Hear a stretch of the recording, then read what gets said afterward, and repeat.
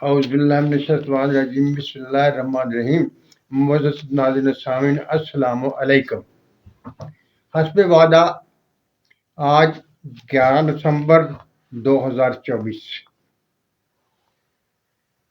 मैं आपके सामने कीमिया के बारे में कुछ अर्ज करने लगा हूँ।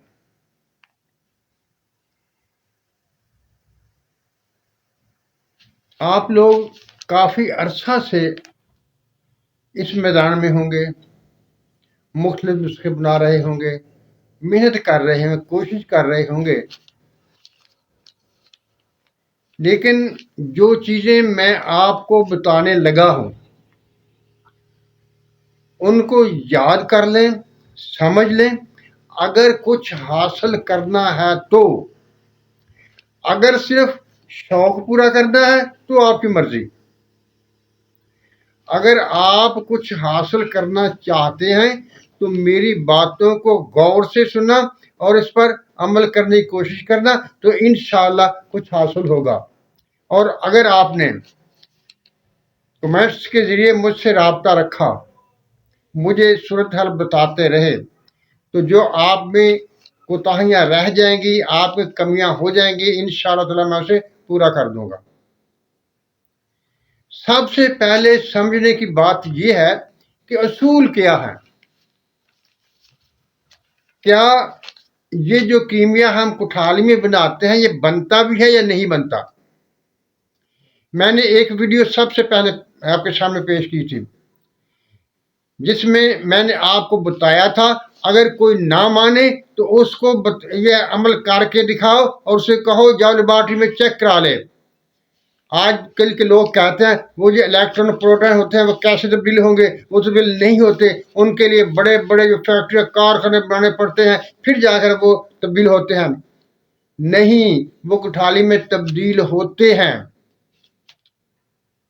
लेकिन अल्लाह ताला खल्लाक है, यानी बहुत ज्यादा अशिया को पैदा करने वाला है। तो और जितने तरीके वो जानता है कोई और नहीं जानता। वो हर किस्म से चीजों को बनाना जानता है, और अगर वो जानता है तो वो अपने बंदों को बताता भी है। किसी भी काम को एक तरीके में मुनहसर कर देना ये कम इल्मी है। अगर कहीं को गलती रहती है तो हमारी कम इल्मी की वजह से रहती है। देखिए, मैं कुछ असूल आपके सामने रखता हूं।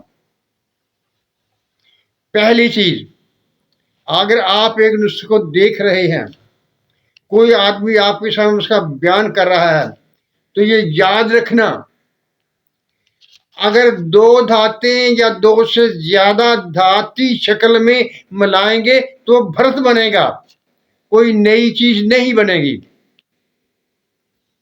यानी हर धात अपनी अपनी हैसियत बरकरार रखेगी। असूल क्या है? असूल ये है, एक को कुश्ता होना चाहिए और एक को असल धात होना चाहिए। और कुश्ता भी ऐसा, वो भी मैं आगे चल कर आपको बताऊंगा कि उस कुश्ते की खासियत क्या होनी चाहिए। यानी अगर एक चीज कुश्ता है और एक चीज धात है तो एक नई चीज आपके सामने आएगी। लेकिन अगर आपने धातें मिलाई हैं, जैसा कि अक्सर दुस्कों में बयान किया जाता है, तो वो भरत ही रहेगा, कोई नई चीज नहीं बनेगी। आप मुख्तलिफ रंग देख सकते हैं उसमें, लेकिन फायदा कोई नहीं होगा। ये जो कहते हैं ना ये शक्ति रह गई, ये फोटक हो गया, ये बस रंग कच्चा हो गया, ये सब बातें हैं उन असूलों को ना जानने की वजह से। यानी पहली बात, एक चीज कुश्ता होगी और एक चीज धात होगी, तो जब उनको मिलाएंगे तो एक नई चीज पैदा होगी और वो इलेक्ट्रॉन प्रोटॉन तब्दील हो जाएंगे। लेकिन अगर धातें ही मिलाएंगे आपस में तो इलेक्ट्रॉन प्रोटॉन तब्दील नहीं होंगे, कोई नई चीज पैदा नहीं होगी। ये सबसे पहला असूल। किसी भी नुस्खे को परखने के लिए ये असूल सबसे पहले देखना है आपने। इसके बाद आप अपनी जात पर गौर कीजिए। आप में रूह भी है, आप में नफ्स भी है और आप में जिस्म भी है। اسی طرح سے جو اکسیر ہوتی ہے اس میں اگر یہ تین چیزیں ہوں گی، روح ہوگی، نفس ہوگا، جسم ہوگا، تو کوئی ایک چیز بنے گی، آپ کے سامنے آئے گی۔ اگر یہ ترتیب نہیں ہے تو کبھی کوئی نئی چیز نہیں بن سکتی۔ اب آپ کہیں گے روح کی پہچان، میں آپ کے سامنے روح کی پہچان رکھ رہا ہوں، وہ سن لیجئے۔ روح وہ چیز ہے جو نہ اڑے، نہ سڑے، نہ مرے، اور چیز میں داخل ہو کر چیز کو حرکت دے، یعنی چمک دے۔ پھر سن لیجئے، روح وہ چیز ہے جو نہ اڑے، نہ سڑے، نہ مرے، اور چیز میں داخل بھی ہو اور چیز میں داخل ہو کر اس کو حرکت بھی دے، وہ روح کہلاتی ہے۔ اسی طرح سے نفس کیا ہے؟ نفس وہ چیز جو جل کر بھسم ہو جائے، اپنے آپ کو سمیٹ لے، لیکن اپنی طاقت کو بحال رکھے۔ یعنی وہ چیز جو جل جائے، جل کر سمیٹ جائے، اپنے آپ کو سمیٹ لے، قلیل ہو جائے، لیکن اپنی طاقت کو بحال رکھے۔ اگر اسی طاقت بحال نہیں رہے گی تو وہ بیکار ہو جائے گی۔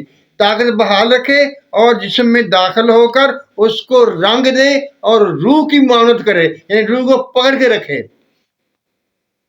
ایک دفعہ پھر سن لیجئے، نفس وہ چیز جو جل کر سڑ جائے، اپنے آپ کو قلیل کر دے، لیکن قلیل کرنے کے باوجود اپنی طاقت کو زال نہ ہونے دے، اور دوسری چیز میں داخل ہو جائے، رنگ دے اور روح کو پکڑ کے رکھے۔